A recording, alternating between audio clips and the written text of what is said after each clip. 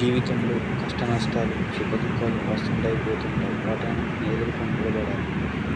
నువ్వు ఎలాగంటే ఈ గుట్టలాగా కష్ట నష్టాలు నొప్పులు వస్తుంటాయి, పోతుంటాయి.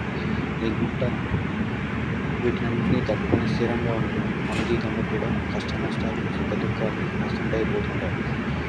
వీటి లోపల మనం స్థిరంగా నిలబడి వాటిని ఎదుర్కోవాల్సింది మనం.